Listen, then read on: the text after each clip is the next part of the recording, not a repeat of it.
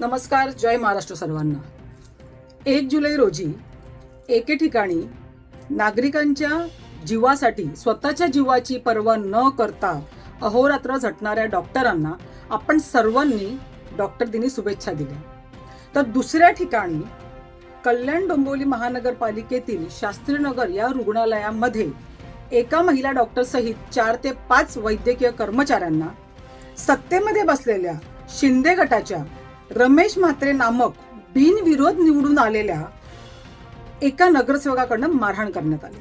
हे आपण सर्वांनी सोशल मीडियाच्या माध्यमातून पाहिलं असेल. न्यायमूर्ती स्वतः म्हणाले की या नगरसेवकावर जवळजवळ 18 ते 19 गुन्ह्यांची नोंद आहे. असं असताना हा नगरसेवक म्हणून कसा निवडून येतो, हेच आता आपल्या सगळ्यांना समजण्याची गरज आहे.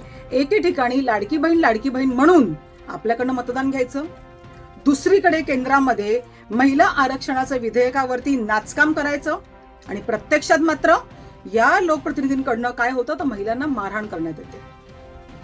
येणाऱ्या काळामध्ये ज्या प्रकारे या सगळीकडे म्हणजे पूर्ण भारतभर ज्या बिनविरोध निवडणुका होऊन हे जे लोकप्रतिनिधी निवडून येतात, हे असंच जर चालत राहिलं तर भविष्यामध्ये आपला सर्वांचा मतदानाचा हक्क तर हिरावला जाईलच, परंतु अशा बिनविरोध निवडणुकीतून गुंड प्रवृत्तीचे निवडून येणारे लोकप्रतिनिधी जे आहेत त्यांच्याकडनं माझ्या सर्व माय भगिनींना आणि माझ्या बांधवांना सुद्धा अशीच मारहाण केली जाईल.